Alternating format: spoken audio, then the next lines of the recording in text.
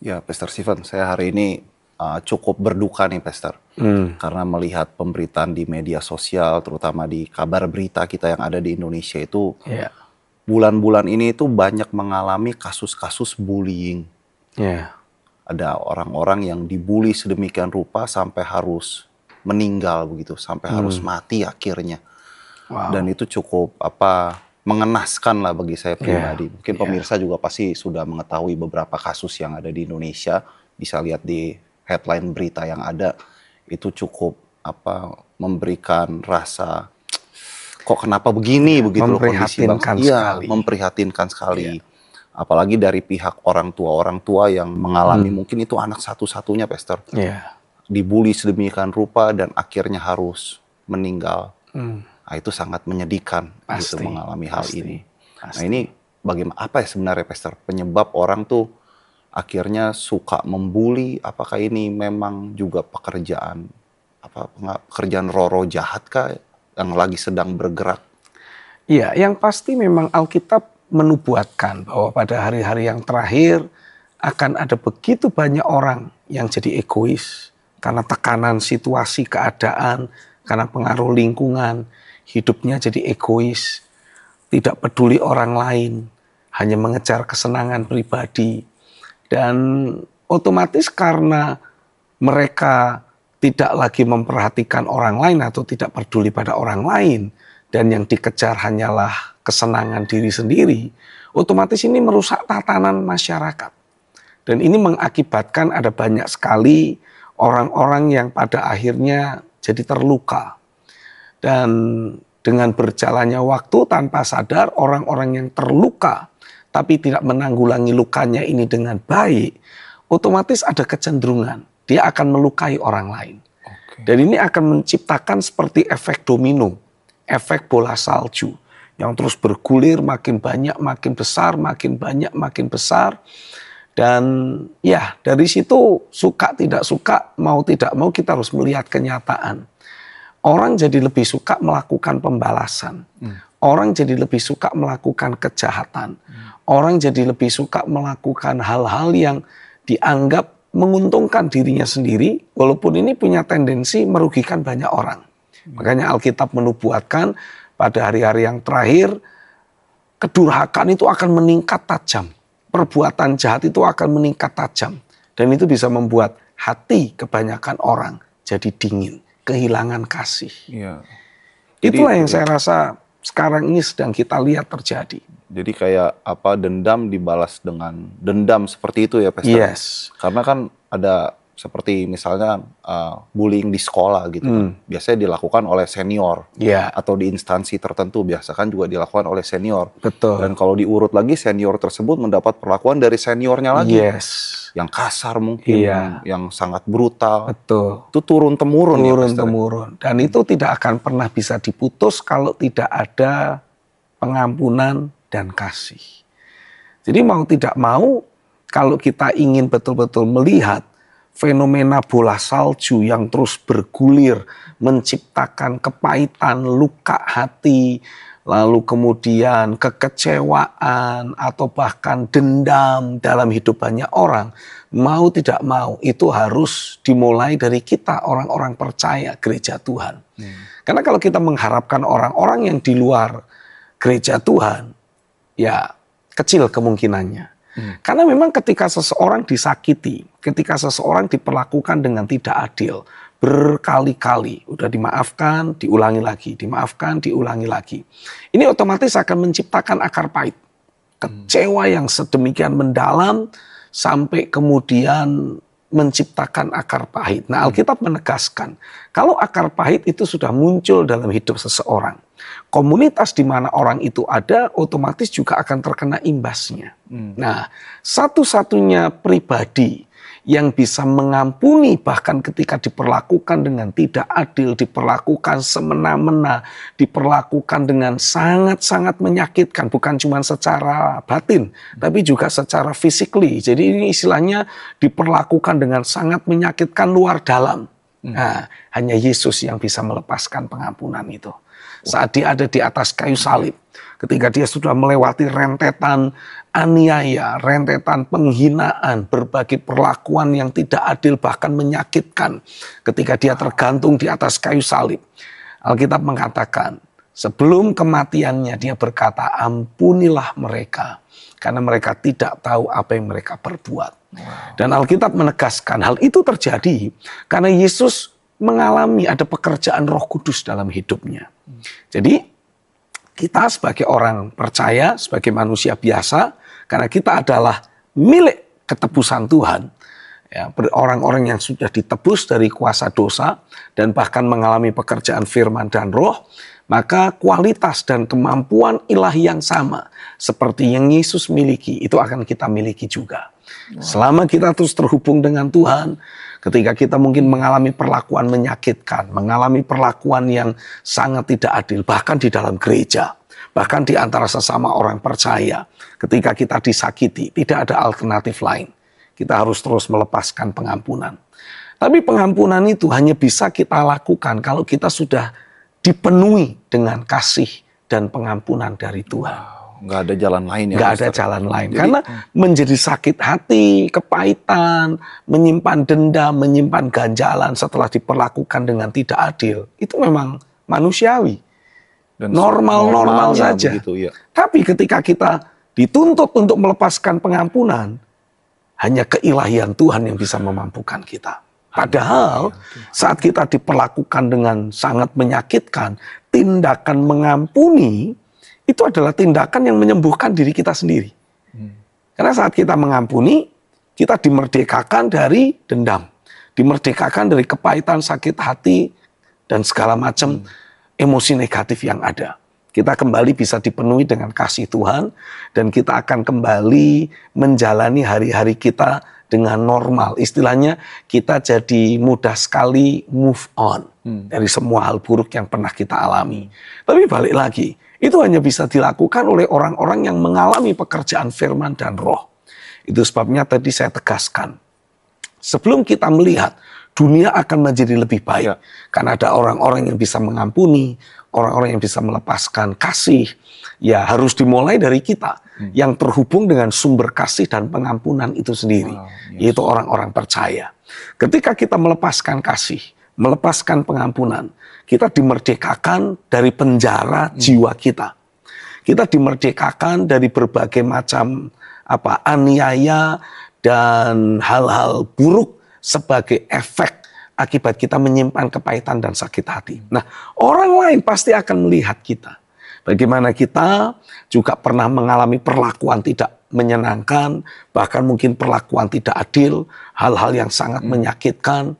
Tapi karena keterhubungan kita dengan realita Tuhan, karena dimensi kasih yang ilahi terus dipompa masuk dalam hidup kita, diinjeksikan oleh pekerjaan Roh Kudus dalam hidup kita.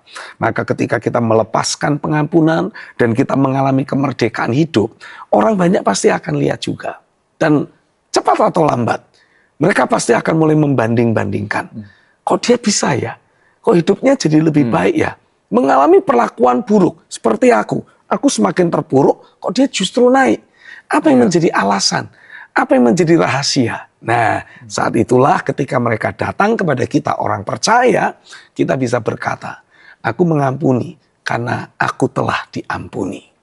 Aku bisa melepaskan kasih karena dalam hidupku ada aliran kasih yang kekal, yang membalut, yang menyembuhkan, yang memulihkan hidupku. Nah, kita bisa bilang sama mereka-mereka, kalau kamu ingin mengalami kemerdekaan seperti yang aku alami, ikutilah teladanku. Satu langkah, tinggal kita doakan untuk kasih Kristus melimpah dalam hidupnya. Dan dia dimerdekakan. Haleluya. Karena bisa dikatakan, tadi Pastor Stephen menjelaskan tentang Yesus itu sendiri kan. Saya jadi berpikir bahwa Yesus itu sebenarnya korban bullying juga ya. Iya kan? Iya. Benar-benar diolok-olok, difitnah, diperlakukan dengan tidak adil, disakiti bukan cuma perasaannya. Secara physically juga dia disiksa. Iya. Jadi istilahnya dia mengalami perlakuan yang sangat menyakitkan itu luar dalam. Iya. Kalau kita kan kadang-kala kan cuma disakiti secara batin, mental kita tersakiti. Ya adalah orang-orang tertentu yang mungkin pernah mengalami kekerasan dalam rumah tangga, bukan secara verbal saja, tapi juga secara physically, ya dipukul, diperlakukan dengan tidak adil oleh pasangannya. Saya nggak bisa bilang oleh suami, karena sekarang juga ada suami-suami korban KDRT. Istrinya warrior, jago karate. Iya. Jadi apa? Ya menariknya gini, Pastor. Waktu Yesus dibully seperti itu kan, maksudnya secara kekuatan sebenarnya kan dia bisa punya kemampuan untuk membalas. Yes. Langsung begitu kan. Betul. Karena Alkitab juga bilang para malaikat itu tinggal menunggu perintah dari Yesus. Habisi orang Romawi, sudah langsung dihabisi semua itu.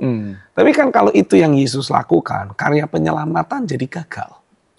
Iya, justru Yesus bergerak ke akar permasalahannya itu ya, Pastor. Betul. Mungkin kalau dia panggil malaikat untuk, nggak usah semua lah, satu aja. Itu malaikat bisa beresi semua orang-orang Roma dan semua ahli Taurat yang menyiksa dirinya. Tapi walaupun dia bisa bilang, gua puas, tapi akar kebencian itu tidak pernah terkalahkan. Masih justru bercokol semakin kuat, semakin dalam. Ini jahatnya iblis. Ketika dia berhasil membuat kita terluka, ketika kita juga berhasil dibujuk untuk membalas, kita pikir, wah, balas dendam, dendamku terbalas. Tapi tidak disadari bahwa rasa puas yang dia rasakan itu sebetulnya tidak lain justru adalah pupuk untuk benih kebencian itu jadi semakin berakar. Jadi semakin kuat menguasai dirinya. Tujuannya apa?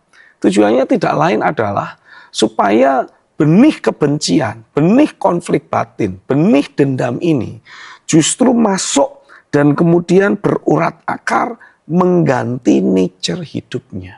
Sehingga dia betul-betul ya nature-nya ya menjadi pendendam. Nature-nya jadi orang yang tidak terimaan.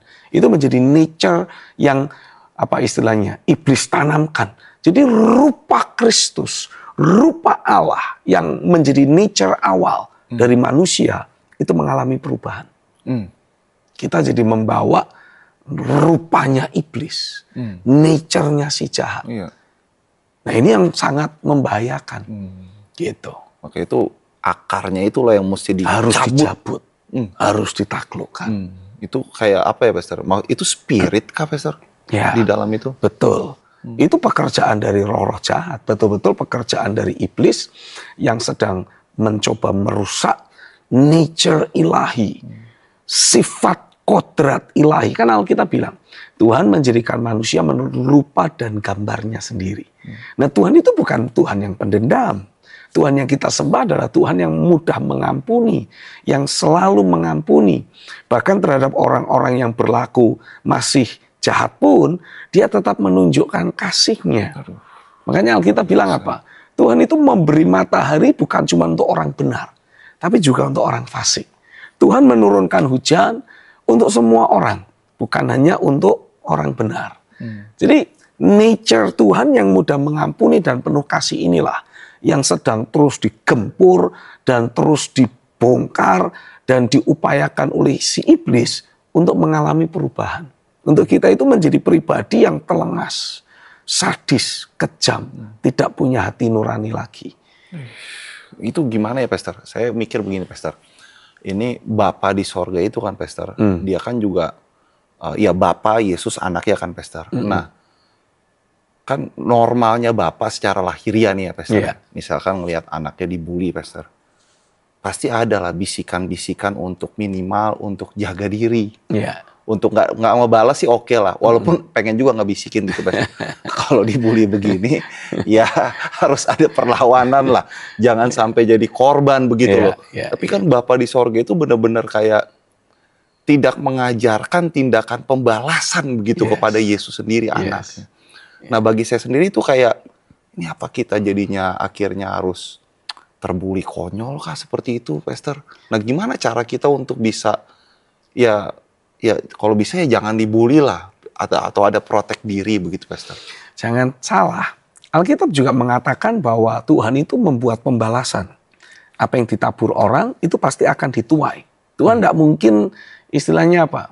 Alkitab mengatakan bahwa Tuhan itu tidak bisa dipermainkan dalam hal apa? Ya kalau kamu menabur pasti kamu akan menuai. Jadi kalau ada orang yang menaburkan hal yang buruk, Tuhan itu menghendaki kita tidak membalas dengan hal buruk juga. Karena tindakan kita membalas itu juga sebuah taburan. Ah iya ya, taburan buruk juga ya Pastor. Taburan yang buruk dan pasti itu akan kita tuai di kemudian hari. Tapi kalau kita melepaskan kasih, melepaskan pengampunan, itu juga sebuah taburan. Dan itulah yang akan membawa kita terus menikmati tuaian hidup yang kekal. Terus menikmati tuaian pembelaan, penyertaan, pemeliharaan yang dari Tuhan. Makanya Alkitab menegaskan pembalasan itu hakku, kata Tuhan. Kalau kamu lawan kejahatan dengan kebaikan. Jangan mau dikalahkan oleh kejahatan. Teruslah berpikir, berencana. Kalau ada satu situasi, kondisi, keadaan yang menentukan apakah ini akan berakhir damai atau perang, yang menentukan kita, Tuhan bilang, ambil keputusan untuk mengambil perdamaian. Karena itu sebuah taburan. Dan kita tidak akan pernah bisa terlepas dari hukum tabur tuai itu. Pasti itu akan terjadi. Apapun yang kita tabur, kita pasti akan menuainya.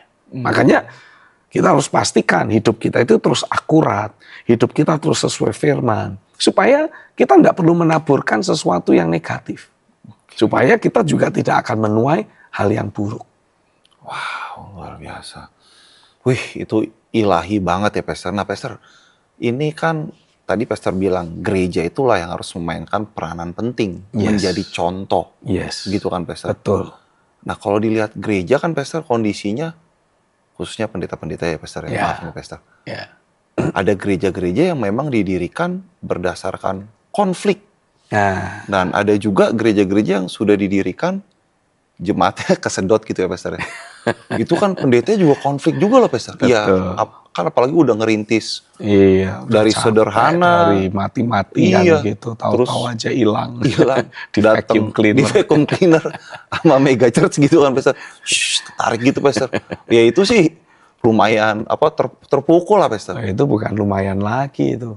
Itu berdarah-darah. Berdarah-berdarah. Nah itu pulihnya maksudnya kalau kondisi gereja-gereja aja seperti itu masih bawa luka. Nah gimana mau penularan kasih ini bisa bermanifestasi di dalam masyarakat? Itulah sebabnya kita harus kembali belajar melihat akar dari perjalanan hidup dan pelayanan kita. Saya percaya kadangkala alasan kenapa kita jadi terluka dalam pelayanan, karena somehow ada aja yang keliru, yang salah dalam hidup kita. Mungkin motivasi kita tidak sadar, ada motivasi-motivasi yang terselubung, ada niat hati yang sifatnya manusiawi, duniawi, atau bahkan kedagingan, ikut bercampur menggerakkan kita untuk masuk dalam pelayanan. Ya otomatis kalau itu yang terjadi ketika ada jemaat yang diambil, ya itu otomatis menjadi pukulan hebat buat kita. Tapi kalau kita melayani dari ketulusan, kita melayani dari motivasi yang bersih. Ya, kalau misalkan memang saat ini Tuhan belum mempercayakan jemaat kepada kita, yang kita sudah kumpulin diangkut sama orang lain, sama pengerja-pengerjanya misalnya, pengerja-pengerjanya sekalian, atau bahkan justru pendetanya ikut dibajak. Bukan pencurian domba lagi, pencurian gembala. Itu merampok peternakan. Ya, selama hati kita tulus, saya percaya kita akan kembalikan kepada Tuhan dan berkata, Tuhan, kalau memang aku belum dipercayai menggembalakan ya sudah. Kira-kira Tuhan mau aku ngapain? Yang jelas aku sudah mendedikasikan hidup kepadamu. Itu pasrah atau berserah, Pastor? Ya, campur lah ya Pastor. Iya, campur. Sambil nangis lagi. Sambil nangis. Tapi yang pasti kan begini, yang seringkali menjadi alasan buat kita, itu kan karena yang pertama, kita berpikir ini bisa jadi sarana kita hidup. Itu yang pertama. Ya. Tapi kalau itu yang menjadi motivasi kita kan keliru. Nah, harusnya yang terjadi kan ya kita belajar hidup dari tangan Tuhan saja. Kalau Tuhan yang panggil kita, ya Tuhan yang pelihara kita. Iya. Tidak lewat jalur jemaat, bisa lewat jalur yang lain. Wong Tuhan punya 1001 macam cara memberkati kita kok. Betul ya? Iya. Lalu alternatif kedua, kenapa kita jadi bermasalah? Ya kita menganggap ini bagian dari cara kita membangun eksistensi diri. Nah padahal yang harusnya terjadi, kita ini justru harus mati bersama Kristus. Nah kalau sudah mati kan tidak ada yang komplain, tidak ada yang protes. Mau dikasih baju model biasa atau baju dilengkapi dengan jas, orang yang sudah mati tidak komplain. Mau dikubur di tempat yang premium atau dikubur di kuburan yang sederhana, nggak ada yang komplain. Yang seringkali komplain kan yang masih hidup. Iya. Ya mungkin kitanya ngelihat pendeta-pendeta itu yang sedih, Pastor. Yang hidup sedih juga. Kita yang hidup yang malah jadi konflik batin. Iya. Tapi kalau kita memang betul-betul sudah mati bersama Kristus, harusnya itu tidak perlu terjadi. Enak kamu ngomong, karena kamu tidak mengalami. Ya, iya juga sih. Tapi kan saya mengalami proses itu dari bentuk yang lain, dengan cara yang lain. Oke, ada beda-beda lah prosesnya. Iya.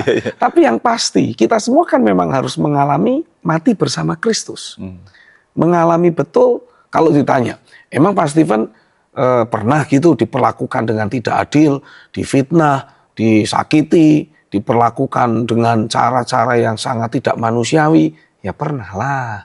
Namanya juga kita ada di dunia yang jahat. Iya. Pasti pernah. Tapi cara kita memberi respon itu menentukan apakah kita akan menang menghadapi itu semua atau jadi berdarah-darah dan terbawa masuk dalam drama yang didesain dan disetting sama iblis sendiri. Oke. Nah, harusnya yang terjadi kita lebih dengar apa yang menjadi suara Tuhan dan kita ikuti apa yang Tuhan inginkan sehingga niatan iblis membangun drama di atas muka bumi ini dengan melibatkan kita sebagai pemain utamanya, kita bisa batalkan. Oke. Nah, jangan tanda tangan kontrak sama iblis. Tanda tangan kontraknya sama Tuhan. Iya. Sehingga hidup kita ini menjadi sebuah message dari apa yang Tuhan sudah janjikan, Tuhan sudah firmankan, dan menjadi desain Tuhan dalam hidup kita. Karena saya percaya dalam dunia ini apapun yang kita alami, hal yang baik, hal yang buruk, hal yang menyenangkan, hal yang menyakitkan, kalau tidak Tuhan izinkan untuk terjadi, tidak akan pernah kita alami. Tapi kalaupun Tuhan sampai izinkan terjadi, ya saya yakin Tuhan juga punya rancangan di balik semua itu. Di balik setiap masalah selalu ada jalan keluar. Di balik setiap tantangan selalu ada solusi. Dan kalau kita bisa terus melihat bagaimana campur tangan Tuhan dan kedaulatan Tuhan berlaku dalam hidup kita, kita akan mendapati bahkan di tengah berbagai macam kekacauan hidup yang kita alami, entah karena kesalahan kita, entah karena kita yang lengah dihajar sama iblis, pokoknya kita lagi ngalami hal yang buruk. Di dalam setiap peristiwa negatif, campur tangan Tuhan akan berlaku atas umat pilihannya. Dan Tuhan justru akan menjadikan peristiwa buruk itu menjadi sebuah message, menjadi sebuah pesan. Bisa kebayang nggak sih untuk Yusuf jadi pemimpin di Mesir? Nah, ya. Dia harus melewati sebuah perjalanan hidup yang tidak enak. Dikhianati saudaranya, dikhianati oleh majikannya, difitnah oleh istri Potifar, dilupakan oleh juru minuman raja. Dan itu semua, wah, pukulan demi pukulan hidup yang cukup berat. Tapi ketika Yusuf terus meresponi secara ilahi, semua itu justru memposisikan dia jadi orang yang lebih berhikmat, lebih dewasa, lebih matang, lebih akurat. Nah, saya percaya Tuhan membawa saya bertumbuh seperti sekarang. Juga saya yakin tidak lepas dari berbagai proses, peristiwa-peristiwa buruk yang pernah saya lalui. Tapi dalam anugerah Tuhan, semua peristiwa buruk itu saya responi secara akurat.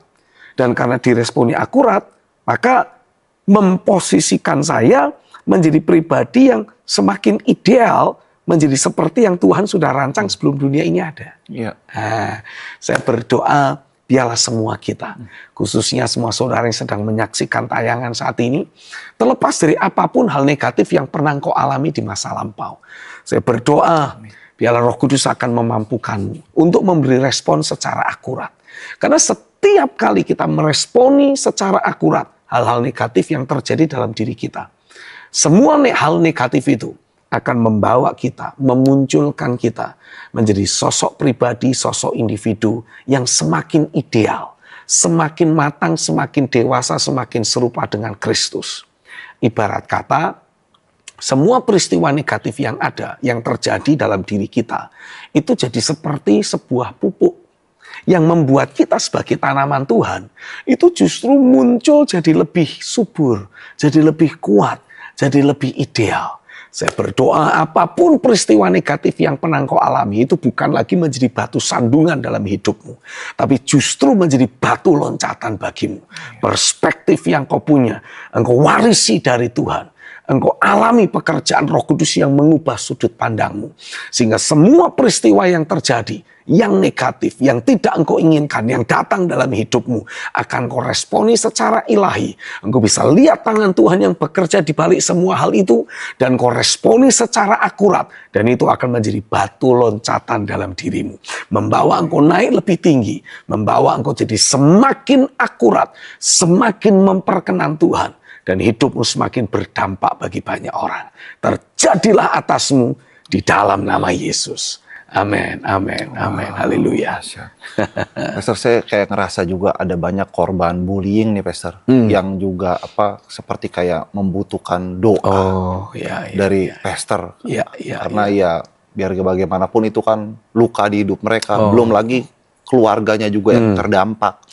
Kalau kita lihat, ya sebetulnya saya pengen bilang, Pastor, dari kasus-kasus ini ya bisa dikatakan Indonesia gelap nih, Pastor. Betul. Gelap sekali maksudnya kondisi kayak begini. Pastor mau nggak sekali lagi, Pastor? Ya. Banyak peristiwa itu. Mendoakan mereka nih, Pastor. Mari kita satukan hati. Dan saya mau saudara buka hatimu dan ayo satukan iman. Saya mau engkau kedangkan tanganmu ke layar monitor di mana saudara ada. Dan mari kita satukan hati dalam doa. Mengetahui semua yang terjadi dalam hidup kami. Engkau yang melihat semua peristiwa yang kami alami. Dan satu hal yang kami yakini, Alkitab mengatakan, kalau engkau mengizinkan suatu hal buruk terjadi, engkau tidak akan pernah izinkan hal buruk itu melampaui kekuatan kami untuk menanggungnya. Tapi Tuhan, saat ini kami betul-betul alami, ini menekan hidup kami. Peristiwa buruk ini menjadi sebuah beban yang berat, menekan, menghancurkan hidup kami, menghimpit batin kami. Karenanya hari ini Tuhan, aku berdoa biar damai sejahteramu dan pekerjaan Roh Kudusmu terjadi, tercurah dalam hidup setiap kami. Di dalam nama Yesus, biarlah keilahian Tuhan bermanifestasi dalam hidupmu. Campur tangan Roh Kudus terjadi dalam dirimu. Memerdekakan engkau di dalam nama Tuhan Yesus. Aku menghancurkan semua beban berat. Aku menghancurkan semua tekanan dari musuh. Aku menghancurkan semua pekerjaan iblis yang masuk dalam hidup orang-orang ini. Lewat kata-kata yang negatif. Tindakan-tindakan yang semena-mena. Lewat perlakuan-perlakuan bullying. Perlakuan-perlakuan yang menyakitkan. Aku doa bahkan tindakan kekerasan dalam keluarga. Aku doa itu semua dibebaskan, disingkirkan di dalam nama Yesus. Hatimu dibersihkan, hatimu ditahirkan, hatimu mengalami pemulihan. Terjadi atasmu di dalam nama Yesus. Tetapi kekasih Tuhan, untuk engkau betul-betul berkemenangan, engkau tetap harus melepaskan pengampunan. Ayo, kita sudah jalan separuh, kita tuntaskan, kita lanjutkan sampai selesai. Ikuti lebih lanjut. Ikuti saya dalam doa. Katakan, Tuhan Yesus, pada saat ini, aku lepaskan pengampunan atas orang-orang yang aku anggap bertanggung jawab atas semua hal buruk yang terjadi dalam hidupku. Coba panggil nama orang tersebut. Panggil dia, panggil namanya, dan katakan di dalam nama Yesus, aku mengambil sebuah tindakan iman. Aku ampuni engkau. Dan aku lepaskan damai sejahtera Kristus. Aku tidak lagi membiarkan rasa sakit hati, terluka, kecewa, marah, terus berkecamuk dalam hidupku. Aku buang itu semua dengan mengampuni engkau. Dan biar kasih Kristus terus menyembuhkan dan memulihkan hidupku. Membangun aku menjadi sosok pribadi seperti yang Tuhan mau. Terjadi dalam diriku, di dalam nama Yesus. Coba tarik nafas yang dalam. Sekali lagi tarik nafas yang dalam. Sambil katakan, aku mengasihi dan aku mengampunimu. Di dalam nama Yesus. Amin. Amin. Ingat, mengampuni orang yang bersalah, itu tidak perlu menunggu kitanya sudah rasa nyaman dulu. Justru ketika saudara masih merasa sakit, engkau harus mengampuni. Karena itulah yang akan menyembuhkanmu. Dan mengampuni bukan berarti kemudian saudara harus berinteraksi sama seperti sebelum kejadian. Karena kita juga ingin memastikan orang yang bersangkutan sudah berubah terlebih dahulu sebelum kita bisa mulai membangun komunikasi seperti sebelum peristiwa menyakitkan itu. Tapi dari diri kita, dari sisi kita, kita sudah melepaskan pengampunan. Kapan orang itu berubah bukan urusan kita. Urusan kita adalah memastikan hati kita kembali bersih, kembali tahir, kembali terhubung dengan realita Tuhan. Amin. Haleluya.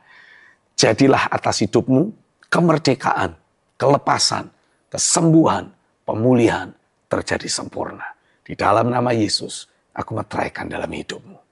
Amin, amin, amin.